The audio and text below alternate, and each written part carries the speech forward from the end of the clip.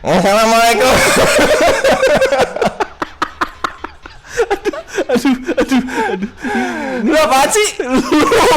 Lu teh lalat begitu. Iya, bukan teh lalat ini, model baru. Kayak teh kebo ini.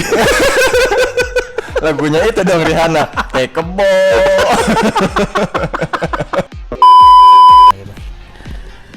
Lu ada aja lu ah. Oke, ditaruh di hidung segala sih. Untung taruh di kepala mikrofon. Makanya yang bener dong naruh sini nih. Oh iya, itu paling benar udah tuh. Yaudah ya lah, kita mulailah. Ayolah, Assalamualaikum warahmatullahi wabarakatuh. Apa kabar? Lu mau jawab? Ya, Yaudah, waalaikumsalam udah. warahmatullahi wabarakatuh. Ulang berarti berena. Assalamualaikum warahmatullahi wabarakatuh. Waalaikumsalam warahmatullahi wabarakatuh. Hai, apa kabar sobat Kemenbol?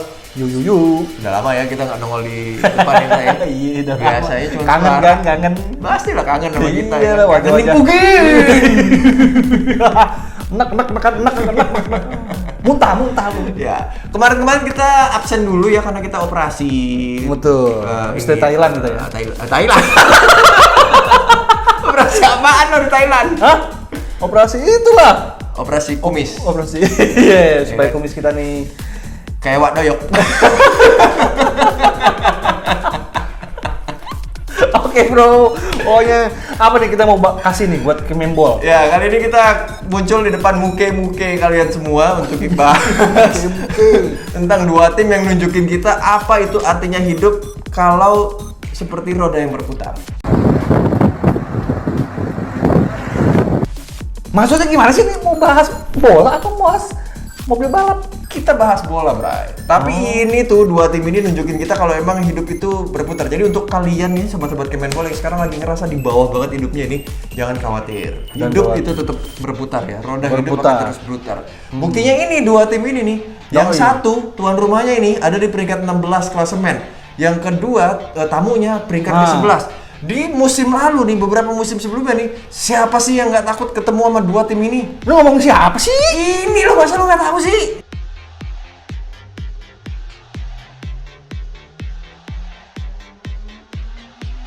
Oh, MU sama Arsenal, coy.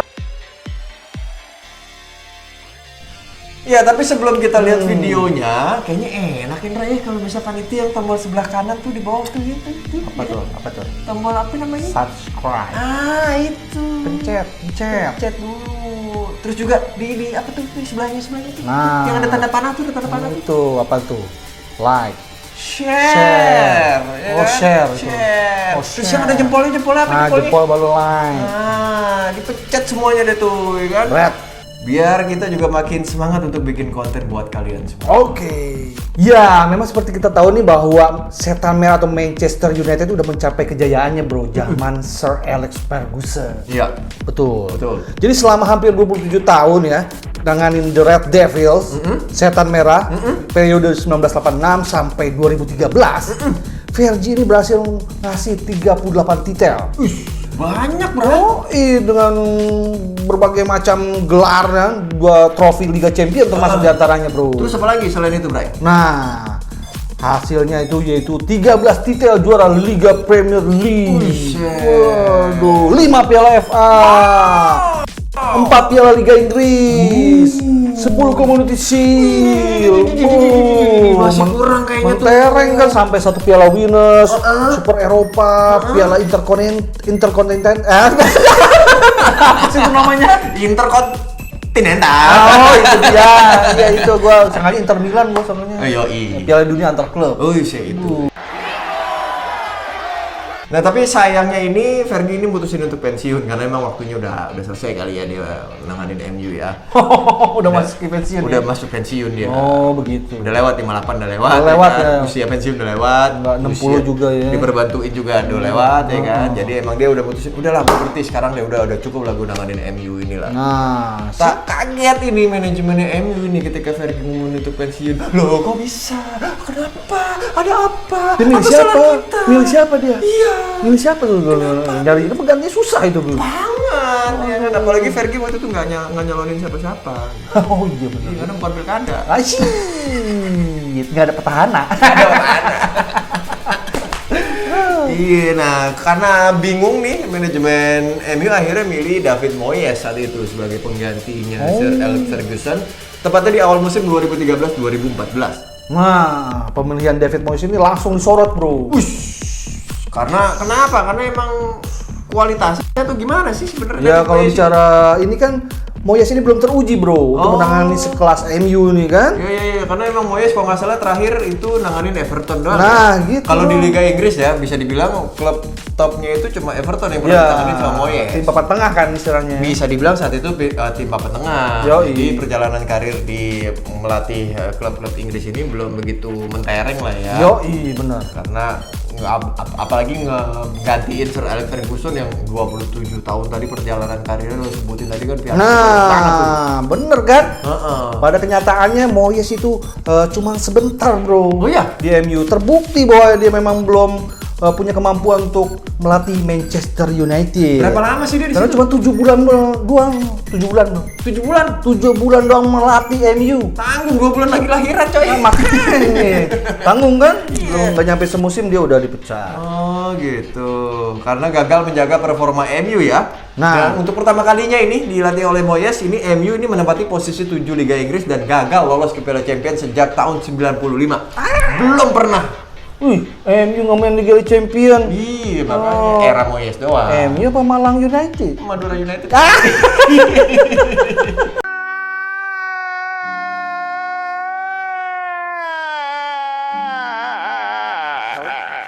Nah, karena kursi pelatih kosong nih, bro, Moyes ya kan? Moyes out, jadi kan nggak mau harus nunjuk dong satu orang siapa yang jadi pelatih ini siapa. Sementara lah, akhirnya nih manajemen MU ini nunjuk satu pemain senior mereka yang terkenal, Yaitu?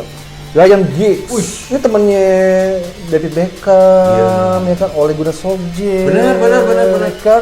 Terus Roy juga. Keane, Sama Nicky Butt, Paul Scholes. Jadi Van der emang, Sar, ya. nah Van der Sar. Jadi selain dia melatih MU, dia juga merangkap juga sebagai pemain, bro. Double gajinya dong. Yoi, Enak banget itu. Enak banget. Walaupun ya cuman berapa laga lah. Ya, karena memang musim 2013-2014 itu ketika Ryan Giggs masuk itu cuma tinggal 5 atau 4 pertandingan lagi Nah, gitu. begitu, bro. Jadi ya statusnya emang at interim ya. Sementara aja. Sementara banget. Karena Moyes dikeluarin sama manajemen MU.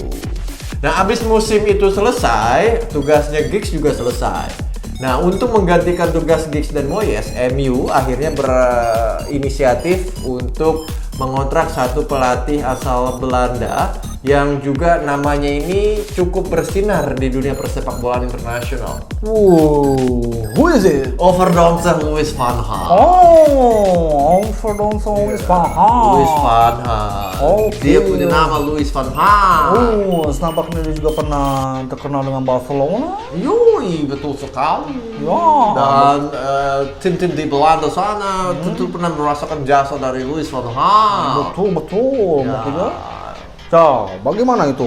Ya, jadi bersama Perahihan prestasinya bersama Louis van Gaal. Oh, ini cukup mentereng juga ini karena berhasil membawa Piala FA tahun 2015-2016 ke lemari koleksinya MU. Waduh. Satu aja udah, nggak usah banyak-banyak.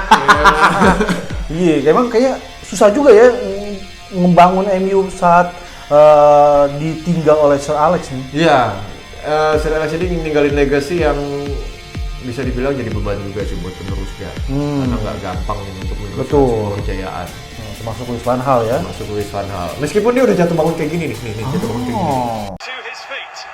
Clipboard still in hand. Tuh, masih aja nggak bisa ngangkat performa MU, coy. Susah ya? Susah. Padahal kasihan tuh udah pengorbanannya luar biasa Iya, itu. akhirnya ya gimana ya namanya bola itu bundar harus terus berjalan kan, bisnis dan lain sebagainya, prestasi harus tetap diraih. Berarti harus nyari pengganti lagi. Nyari pengganti lagi. Louis van Gaal di kick out ya kan. Akhirnya dipilih lah satu pelatih yang lagi punya nama juga saat itu. Ya iyalah punya nama, kalau nggak punya nama bingung dipanggil dia. Siapa lu Tong? Gitu. Nah, Tong. Mari dah gitu. Iya. Siapa tuh namanya Jose Mourinho the Special One.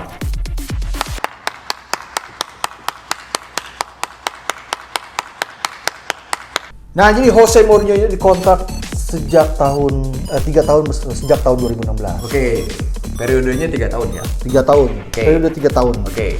Nah, ketika selama periode itu cukup berhasil nggak nih orang? Nah, ini gue rasa malah dia cukup berhasil, lebih berhasil dari Louis van Gaal. Dan malah. lebih berhasil daripada Dora. Berhasil. Nah, gitu kan. The Special ini berhasil meraih trofi pertamanya itu FA Community Shield. Waduh, terus apa lagi, Bray? Ada Piala Liga Inggris. Wow. Terus Liga Eropa Waduh. untuk jalan menuju MU ke champion, bro. ya, tapi ini bisa dibilang udah sedikit lagi menjadi kenyataan ya.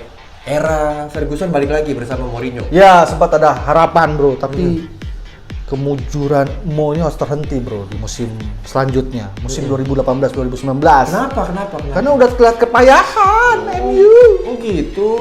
Nah, dari setiap pertandingan sampai akhirnya MU dulu segani lawan nih. Sekarang harus menjadi penggembira papan tengah klasemen.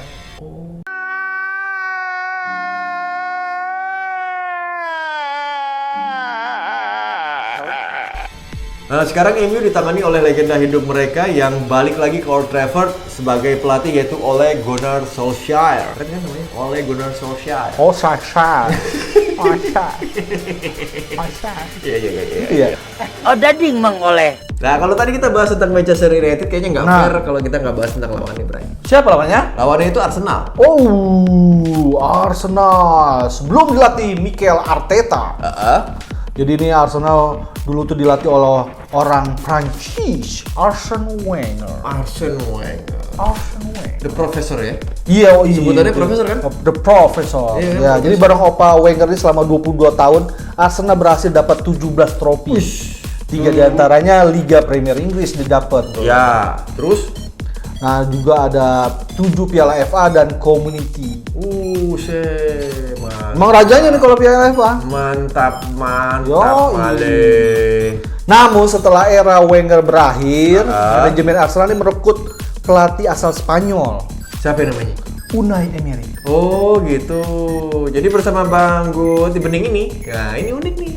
Kok Bang Guti Bening? Iya, karena dia setiap press conference pasti sebutannya Guti Bening. Oh. Nih, gua nggak percaya nih data ini. Good evening. Good evening. Good evening. Good evening. Good evening. Good evening. Ya, bersama Bang Guti Bening ya kan. Arsenal ini Lucu berhasil banget ya. meraih waduh, Juara, bro. Wow, juara, bro. kagak Bray, gak dapet apa-apaan. Aduh. Apaan sih ini orang? Gak dapet apa-apa dia. Ya. Pusing pala Barbie. Aduh pusing pala baby, Nah, setelah era Bang Good Evening ini, Good Evening, Arsenal nih ngikutin jejak MU, bro. Oh, iya, Jadi iya. ngikutin ini ngontrak pelatih ini dari mantan pemain mereka, bro. Oke. Pertamanya itu Freddy Ljungberg. Wush. Wow. Swedia punya itu. Swedia payung sebelum hujan. Yo, baru gue mau cerita kayak itu. Elah. Udah diempat duluan, sial. Jadi sebelum akhirnya manajemen memutuskan buat kontrak lagi satu pemain mereka yaitu Mikel Arteta yang sampai sekarang nih ngelatih Arsenal, bro. Top lah kata Arteta nih kan, Yoi. dipilih jadi pelatih dia kan. Udah puas dong sama sejarah dua klub yang akan bertemu ya kan. Nah, sekarang kita bahas previewnya nih. Kalau dua tim ini bakalan bentrok di Stadion Old Trafford, Manchester United jadi tuan rumah tentunya ya. Nah, kalau kita ngelihat catatan pertemuan antara Arsenal melawan MU, nah ini kita boleh berbangga hati nih buat kalian para pendukung MU nih ya. Jelas emang MU ini lebih diunggulin karena cuma kalah sekali dari 13 laga terakhir ketika ngelawan Arsenal, yaitu 8 kali menang dan 5 kali imbang sejak mereka kalah 0-1 di bulan September tahun 2006. Yoi bener. Arsenal sendiri ini berhasil menang 2 dari 3 pertemuan terakhir dengan MU di Premier League. Bahkan Arsenal nggak terkalahkan dari 4 pertemuan terakhir dengan MU di Liga, yang jadi rentetan terpanjang setelah 5 laga nih pada tahun 1989-1992. Ya, nah keunggulan MU dari Arsenal juga kelihatan dari data kalau mereka ini nggak terkalahkan dari 29 laga kandang terakhir melawan Arsenal, yaitu 21 kali menang dan 8 kali imbang kalau MU bisa bikin gol. Oh gitu. Jadi Jadi dia harus bikin gol tuh ya. harus bikin gol. Baru dia tuh pasti menang. Baru nggak terkalahkan lah. Entah hasilnya. Oh, nggak terkalahkan ya. Jadi bisa seri ya Bisa. bisa menang. Betul. Nah, keunggulan MU dari Arsenal ini juga bisa kita lihat dari data nih, Bray. Apa Kita tuh? mainan data nih sekarang ya. Jadi kalau MU ini nggak terkalahkan dalam 29 laga kandang terakhir melawan Arsenal, yaitu 21 kali mereka menang dengan 8 kali imbang. Kalau mereka bisa bikin gol di pertandingan itu. Luar biasa. Berarti itu pasti tidak terkalahkan tuh ya. Kalau mereka bikin gol. Kalau mereka bikin gol. Ya, tapi kalau mereka nggak bikin gol ya mungkin agak sedikit lain ceritanya ya. Tapi pernah juga sih ketika MU ini bikin gol, ternyata mereka kalah juga sama Arsenal. Itu bulan November tahun 77 kalau nggak salah, itu kayak style tuh enak. 77 ya. Yoi, Pas ya. Pas ya kan. Saat itu mereka kalah 2-1 sama Arsenal. Oh, gitu. Mainnya di kandang. Mainnya di kandang. Kandang MU bukan kandang sapi ya Oh kan. iyalah. Apalagi kandang bebek bukan. Aduh, bukan. Iya, jadi MU pernah kalah 2-1 lawan Arsenal ketika mereka main di kandang. Itu tahun 77 coy. Oh, udah lama ya. Udah lama banget. Ya kan? Lahir lah gua itu. Ya. Nah, kayaknya nih lini belakang Arsenal nih harus kerja keras bro kalau pas lawan MU nih. Kenapa? Iya, karena barisan penyerang MU nih jadi momok gitu buat lawan nih. Wes hati-hati ah. Apaan sih? Hati-hati ngomongin lu ah. Ngomong apaan? Itu tadi momok. Lah, emang kenapa? Kalau diganti kan repot kita. Ya lo kalau jadi apa? Ya kayak enak lo kalau diganti Jadi momoe. Ah sial, gue pikir yang lain. Ah, lu. Ya kalau kita bicara mengenai lini serang MU kayak yang lu bilang tadi, musim lalu emang MU ini ngandelin banget lini serang mereka, Bray. Siapa aja tuh? Karena ada 3 pemain MU ini, si Marcus Rashford, kemudian Anthony Martial, dan juga Mason Greenwood, ya kan? Ini udah nyetak total 62 gol di semua kompetisi yang MU ikutin. Gak tanggung-tanggung ya, 62 gol dibagi 3 tuh ya kan. Semuanya dibabat sama mereka bertiga tuh. Nah, benar juga, belum ditambah dari Bruno Fernandes bro, yang punya kemampuan mencetak gol dari lini kedua. Sekedar catatan aja nih ya, musim lalu itu MU udah bikin 22 gol di seluruh kompetisi. Dengan Rashford jadi pemain tertajam dengan 7 gol, disusul Fernandes dengan 4 gol. Nah itu makanya lu bilang tadi kalau lini belakang Arsenal ini yang dikomandanin sama Gabriel Magalhaes ini memang harus ekstra waspada ya. Iya. Karena gawang Arsenal sendiri ini agak sedikit keropos juga ya sayangnya. Nah, Dari 6 laga musim ini ya kan Arsenal udah kalah 7 kali, udah kebobolan 7 gol maksud gue. Aduh, masa iya ada yang minus 1 ya kan satu gamenya. Ya itu tadi Sobat Kemenbol, preview pertandingan MU menghadapi Arsenal. Ada Sobat Kemenbol yang punya prediksi skor pertandingan atau mau komen tentang pertandingannya? Nah, yuk silakan sok mangga atau pisang kebo, pisang kebo. Bisa kepok. Oh, pisang kepok maksudnya. Ya, silakan isi di komentar kita. Ya, jangan lupa juga untuk subscribe channel ini dan kasih tahu keberadaan channel ini ke semua orang yang kalian kenal dan kalian nggak kenal, biar kita bisa sama-sama ngobrol tentang bola dan dapur kita berdua makin Betul. kuat, ya kan? Oke, tetap simak video-video selanjutnya dari Kemenbol karena hanya kita channel yang selalu ngajak kalian untuk Kemenbol, Kemon Komen Bola.